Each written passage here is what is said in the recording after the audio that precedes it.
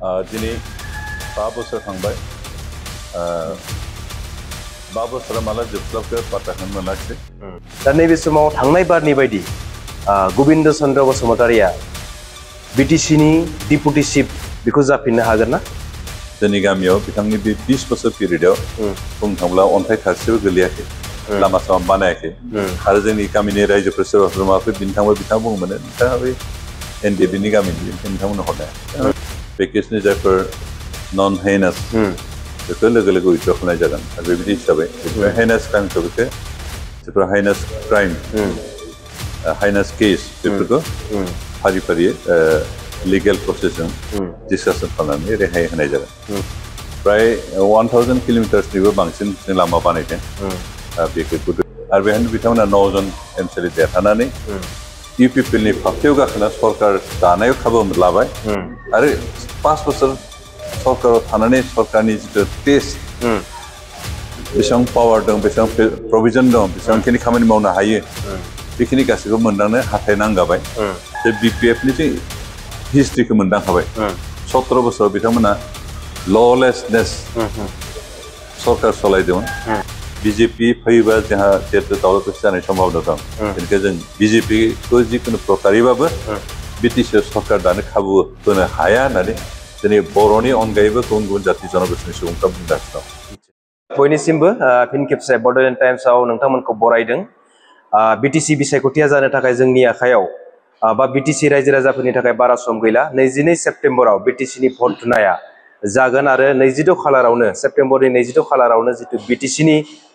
जितु रिजाल्ट बियो फोसावजागोन आरो बेखायनो जोङो गुबुन गुबुन बियाबाव गुबुन गुबुन ओनसोलाव थांनानै बिजाथिफोरजों जों सावरायनाय हाबाफारि बे हाबाफारिखौ लागासिनो दङ आरो बे समाव दङ आङो भैरबकुन्द बियाबनि बिजाथि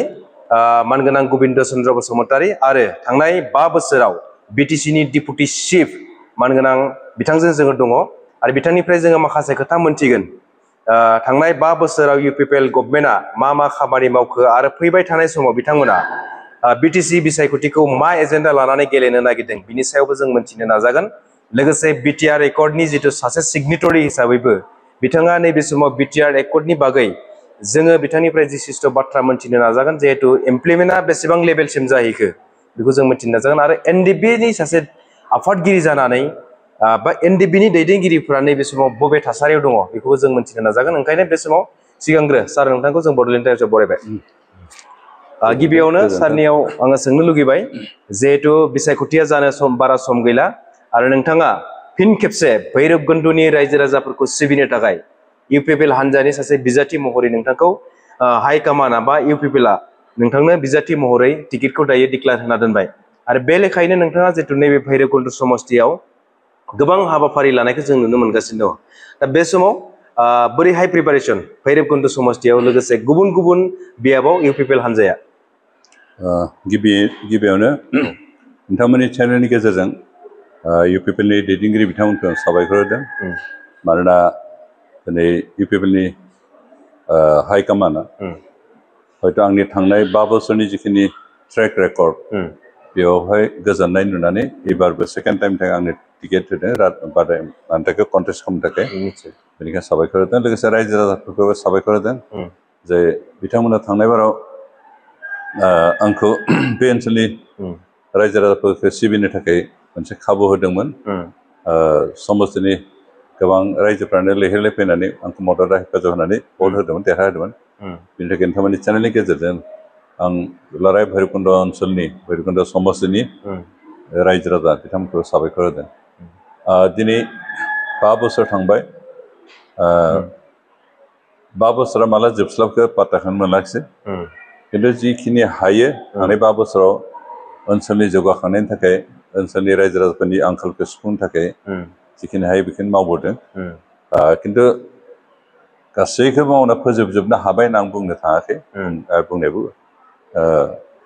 उसित जानाय नङा मानोना हाजोबाखै खिन्थु जों प्राय समस्तिनि 80% जिखिनि जेंना दंमोन बेखौ बोस्रांनो हादों। जेसेबां आंखाल दं बिनिफ्राय 80%खौ जों सुफुंजोबनो हादों। जोंहा दाबो गोबां दङ बेखिनिखौ मावफुंनांगोन आरो बेखौ थांनाय 5 बोसोर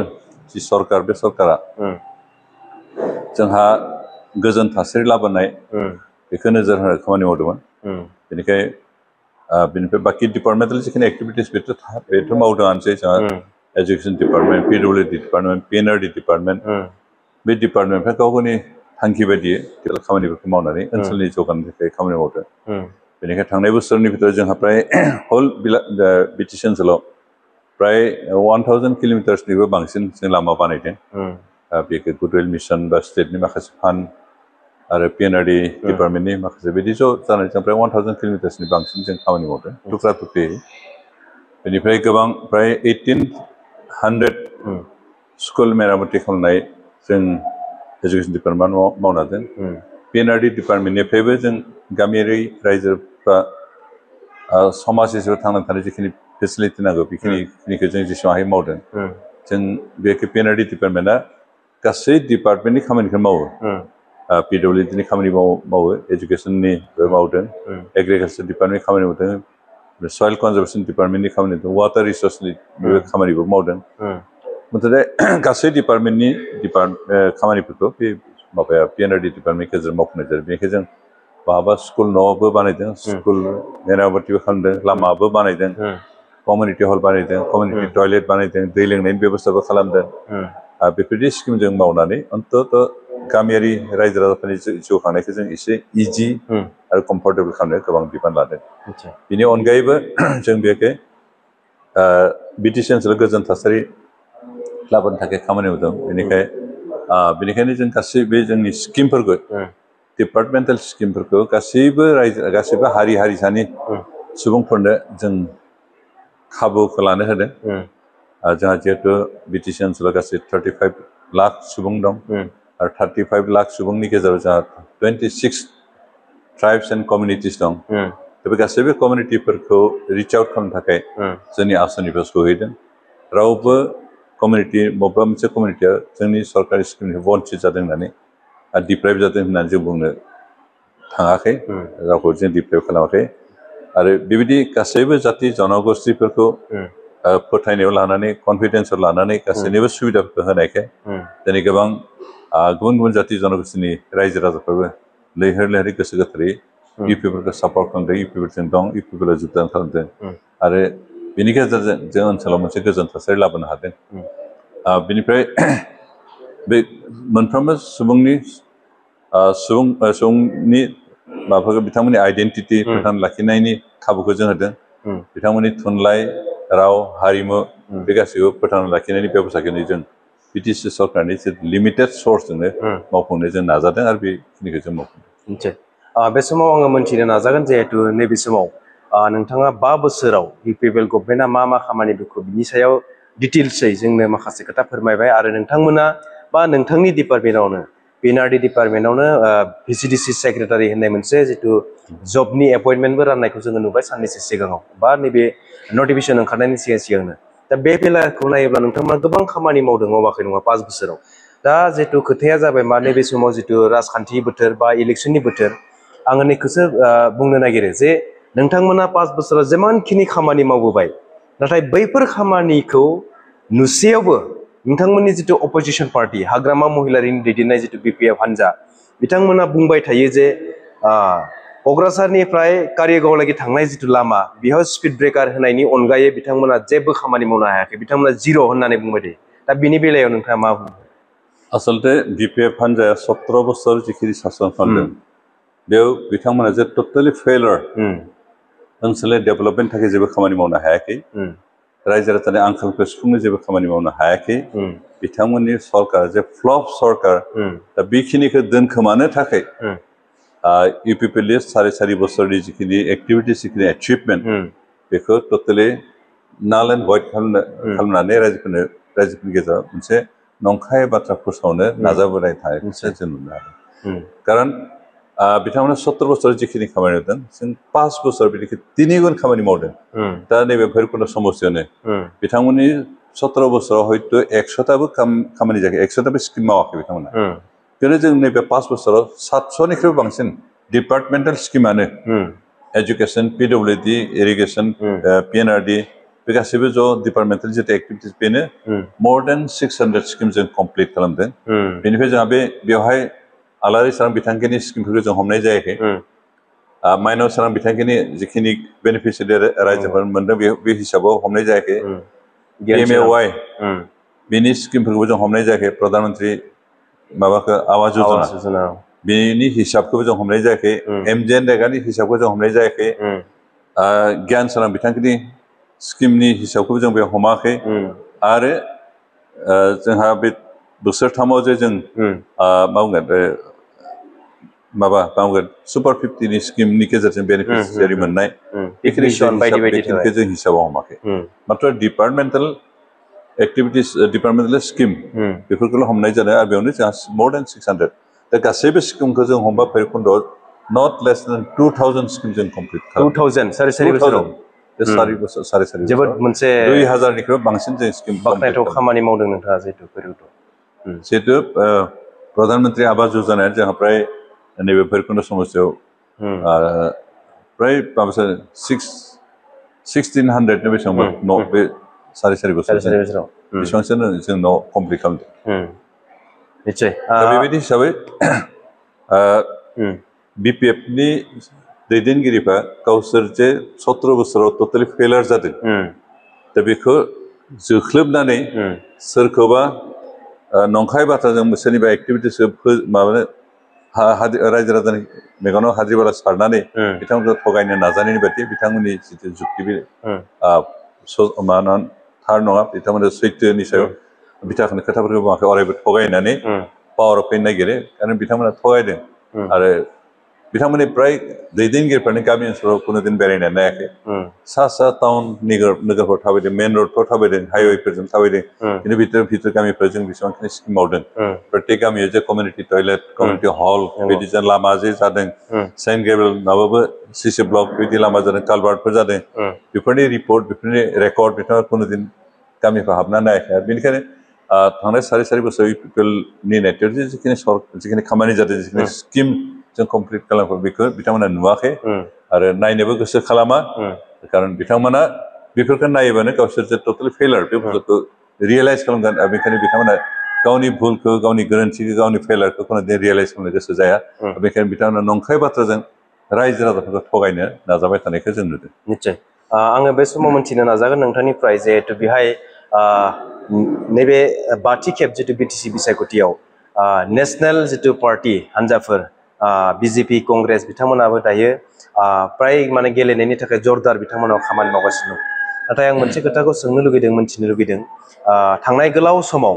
15-17 बोसोराव जिखुनु BTCनि सासन जाबायमोन बे समाव जोङो नेशनेल पार्टीखौ BTCखौ दखल खालामनो थाखाय बेबायदि जरदार खामानि मावनायखौ जों नुनो मोनाखैमोन जिहेतु दायो BJPनि जितु चिफ मिनिस्टार आसामनि chief minister doctor Himanta Biswa शर्मानिफ्राय लानानै माखासे मिनिस्टार MLA फोराबो दायो BTCआव केम्पेइन खालामगासिनो दा बे लेखायै नायोब्ला नैबे समाव आरो जोङो नुदों जे बिथांमोना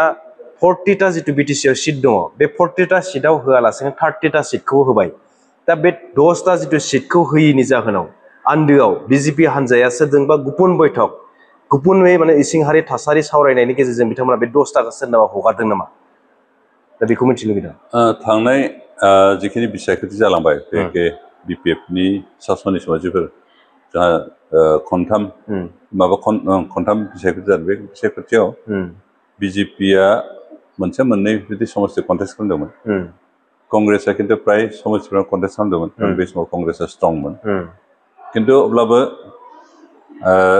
हाग्रामा महिलारि बिथाङा कंग्रेसनो बेबायदि हाबनो मोनसे सुबिदा होआखैमोन बेनिफ्राय BJPनो माबा मोनसे मोननै बिथांमोना सुबिदा होदोंमोन खिन्थु बिथांमोना साक्सेस जायाखै बेनिफ्राय थांनाय 2020 मायथाइनि जितु बिसायख'थि बेयाव BJPआ प्रथमबार एसे गोबां समस्तियाव केन्डिडेट होननानै गेलेदोंमन आरो बेयाव बिथांमोना प्राय 9 जन देरहानो खाबु मोनो आरो बेनिफ्राय UPPLआबो सरकार दानो थाखाय जिखिनि नाम्बार नांगौमोन बे नाम्बारखौ मोनैयाव UPPL आरो BJP ज' जाना सरकार दायो लास्ट टाइम जितु बिसायख'थि बेवहाय BJP खिन्थु खोब सिरियासलि बिदि गेलेयाखैमोन गेलेनायनो होननासो गेलेदोंमोन आरो बेहायनो बिथांमोना 9 जन MCLA देरहानानै UPPLनि फाफ्लियाव गाखोना सरकार दानायाव खाबु लाबाय आरो 5 बोसोर सरकाराव थानानै सरकारनि जितु टेस्ट बेसेबां पावार दं बेसेबां प्रभिजन दं बेसेबांखिनि खामानि मावनो हायो बेखिनि गासैखौबो मोनदांनो हाथाय नांगाबाय आरो बेनिखाय एबार बिथांमोना हारसिंनो सरकार दानायनि सिमांजों बिसायख'थियाव ओंखारदों आरो बियो आसलते जोंनि थाखाय बिटिसि बाखिनि थाखाय खोब बारा मोजां नङा जोंनि थाखाय गिख्रंथाव मानोना बिजेपिआ दिनै कार्बि आंलं आरो डिमा हासावखौ दखल खालामबाय गाग्लोबबाय आरो बेवहाय माब्लाबा जे रिजनेल पार्टिया पावाराव फैफिनगोन बेखौ जों साननो हालिया दा बिटिसिआवबो एखे पजिसना जाहैनो हागौ जों जुदि सांग्रां जाया बर' रायजो राजाफ्रा बा बिटिसिनि रायजो राजाफ्रा जों जुदि सांग्रां जाया अब्ला बे कार्बि आंलं आरो डिमा हासावनि एखे हालोद जोंनि बिटिसिआ दा बेनिखायनो एबार बेथ' बिजेपिआ सरकार दानो होननानै थांखि लानो ओंखारदों दा बेवहाय जोंहा साननो गोनां जाबाय जों जिखिनि बिटिसिनि माबा भटार्सफोर जायफ्रा बिजेपिखौ पावाराव फैजानो बाजायो अब्ला जों बे भटार्सफ्रा बर'नि जा जितु रिजनेल पार्टि दं बिपिएफ बा इउपिपिएल बे मोननैनि बबेबा मोनसे पार्टियाव जों कनसलिडेट जानांगोन जोंनि भटार अब्लासो जों बिथांमोनखौ होबथानो हागोन मानोना बिजेपिआ पावाराव फैयोब्ला बिथाङा दा बिटिसिनि बाहेरायाव जिखिनि खामानि मावदों बे एखे खामानिखौ बेहायबो इमप्लिमेन्ट खालामफैगोन दा बिथांमोना आसामनि गुबुन गुबुन पार्टआव बिटिसिनि बाहेरायाव सरकारि हायाव रायजो जानायफोरखौ एभिक्सन खालामदों फरेस्ट ओनसोलाव रायजो जानायफोरखौ एभिक्सन खालामदों आरो दाबो बिथांमोना बुंबावदों जे बिटिसिनि सरकार दानो हायोबा बिटिसि ओनसोलावबो सरकारि हायाव थानाय सरकारि हायाव रायजो जानाय सुबुंफोरखौ एभिक्सन खालामगोन आरो फरेस्ट ओनसोलाव रायजो जानाय सुबुंफोरखौबो एभिक्सन खालामगोन आरो बेबायदि खालामबा जोंनि बर' आदिबासि गरखा जायफ्रा फरेस्ट एलेकायाव दङ दासिमबो जायफ्रा खास लेन्डफ्राव सरकारि हायाव रायजो जानानै दं बिथांमोनखौ एभिक्सन खालामबा जोंनि अबस्थाया खोब बारा मोजां जानाय बेनिखायनो जों बिजेपिखौ बिटिसिआव सरकार दानायनिफ्राय होबथानोबा बर' आरो गुबुन गुबुन जाथि जनगोष्ठी जायफोर बिटिसिनि भटार बिथांमोना रिजनेल पार्टि हय इउपिपिएल नङा बिपिएफ माबा मोनसे जों ज' जानांगोन आरो जों ज' जानोबा बेखौ साननांगोन जे बिपिएफनि जे हिस्ट्रिखौ मोनदांखाबाय 17 बोसोराव बिथांमोना ललेसनेस सरकार सालायदोंमोन आयेन कानुन गैयै बेबायदि सरकार सालायदोंमोन समाजखौ गुलाय गुजाय खालामदोंमोन बेनि अनगायैबो करापसन फ्रि हेन्ड बिथांमोना खालामदोंमोन उन्दै उन्दै सेंग्रा सिख्लाफोर जुमाय लोंहोनाय जुवा गेलेहोनाय स्पइल खालामदोंमोन दा गाबोन बिथांमोननि पार्टियाव जों बर' बा भटार्सफोर गासिबो कनसलिडेसन बिथांमोनखौ सरकार दानो खाबु होयोबा एखे लेभेलाव लांफैनो हागौ दा जों खिन्थु समाज जोंनि ससाइटिखौ जोंनि समाजखौ गोग्गो गोथार जानानै दावगालांजानायखौ लुगैयो बेनिखायनो जों बिपिएफआव बिटिसि ओनसोलनि भटार्सफोरखौ कनसलिडेट जाजानायखौ जों लुगैया बेनिखायनो आंनि खावलायनाय बिसो जे जों जिहेतु बिजेपिखौ होबथानांगोन सरकार दानायनिफ्राय मानोना बिजेपिया जोंनि बेयाव सरकार दायोबा जोबोद खैफोद जागोन धोरोम लानानै दाङाबाजि जागोन जाति लानानै दाङाबाजि जागोन दिनै जों बहुत नाजानाय उनाव जेने तेने गोजोन थासारि लाबोनो हादों बे गासैबो भंग जाफिनगोन आरो बेबायदि परिबेसखौ जोंनो नाङा दिनै बर'नि अनगायैबो गुबुन गुबुन जातिनि जायफोर इन्टेलेक्सुयेल लेभेलनि सुबुंफोर बिथांमोना बे बाथ्राखौनो बुंदों जे जों बहुत खस्थ' खालामनाय बहुत नाजानानै मोनसे गोजोन थासारि लाबोनो हाबाय आरो बे सिटुवेसनखौ जों खोमाफिननो गोसो जाया बेनिखायनो बिजेपि फैयोबा जोंहा जिहेतु दावराव दावसि जानाय सम्भावना दं बेनिखायनो जों बिजेपिखौ जिखुनु प्रकारिबाबो बिटिसिआव सरकार दानो खाबु होनो हाया होननानै दिनै बर'नि अनगायैबो गुबुन गुबुन जाति जनगोष्ठीनि सुबुंफ्रा बुंगासिनो दं बेनिखायनो बे साननायखौ जों मोगथां महर मोनहोनोबा बिटिसि ओनसोलनि गासैबो रायजो राजाफ्रा इउपिपिएलआवनो कनसलिडेट जानानै भट होनांगोन आं बेखौसो खावलायो।